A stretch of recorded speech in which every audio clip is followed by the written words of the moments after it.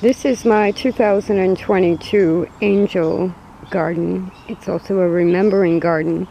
And any of you that follow me in my gardening, because I have a degree in horticulture, ornamental horticulture, you may remember that a couple of years ago, when the pandemic first started, this little spot in the yard, which is about 6 by 4 feet, I used it to grow pumpkins. I had cherry trees, cotton.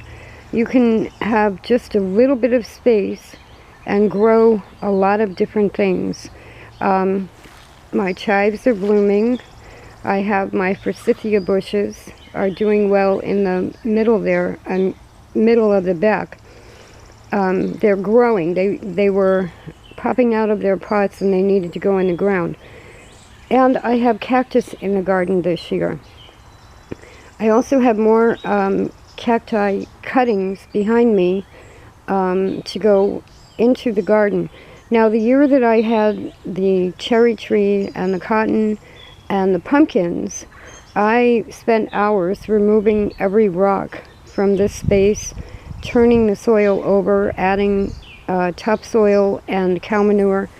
And this year I'm putting the rocks back. I'm doing this in part remembering my father, who was a veteran, remembering my mother, who was the wife of a veteran, and a knitter. But also it has immediately expanded into, of course, the 7,800 plus missing in action from the Korean War. And then that has led to, in part, because of Trevor Reed and Paul Whelan, Brittany Griner, people that are being abducted, and the public is hearing about it. And one way that we can do something if we can do nothing is to remember them. So I have a total of 12 angels here. There are 9 angel garden stakes that are really cool because they're solar powered lights that if I leave them out here at night in the garden, there's all kinds of lights in the garden. The same with these 2 resting angel statues. That one has a spider visiting, I think, or a fly. And then this is a remembering angel for any of people that have passed away. And then St. Michael. I also have statues of St. Patrick. I have painted rocks with Celtic crosses on them. You can take a space, 6 by 4, and you can make it a contemplative or a meditative garden. And the cacti signify struggle and resiliency and strength. They're also vegetables. You can eat those.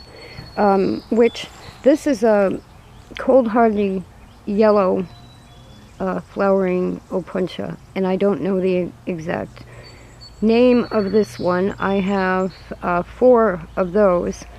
Behind it, the little one in the clay is an Opuntia humifusa, which are endangered and they're native to Massachusetts. This is the first time I've let the 2 different types of Opuntia be near each other. I'm a little bit desperate. I need them to bloom. We can't lose the humifusas. They are endangered. So you can, even though it looks like a rock garden, you can really do good one way or another, saving endangered plants and remembering people that need our thoughts. Angels are neutral. It's not necessarily a Christian garden. You can put Buddha in the middle. You can do all kinds of things with this. But today I added another 13 names because what this has expanded into are the people that are being abducted, Americans, and held in other countries. And there are currently, as far as I know, 59 detainees or hostages being held in other countries. So my rocks are going back into the garden with people's names on them. And then I've been bringing the angels in at night, but it's an overall calming and soothing effect. I can't go to Russia and get Paul Whelan, and yet I think about it all the time. Like, okay, if I were in the Army, if I were in the CIA, or Matthew Heath is a Marine that's missing in Venezuela, and his family said he would never even go there. He's a retired Marine. And so any of us in military families think, how would I get that guy out? No man left behind. And I can't do that.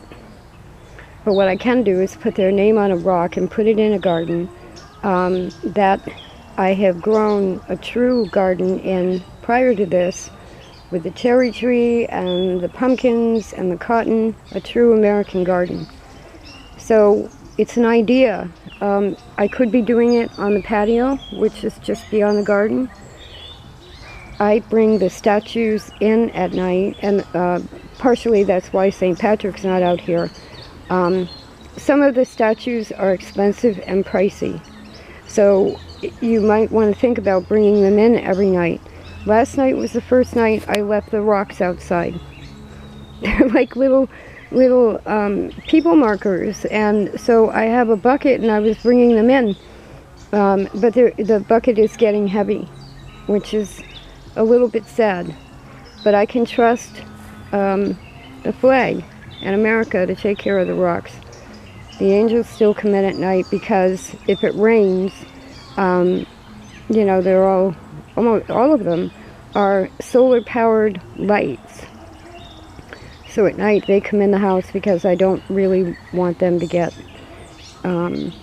water and electrified and all of that. I don't want them to break. But it's an idea that you can do for a garden, for a patio, for calming effects, for the pandemic. We've lost so many people in the pandemic. Maybe you know 50 people you've lost. You can do it for that. It's a year of angels.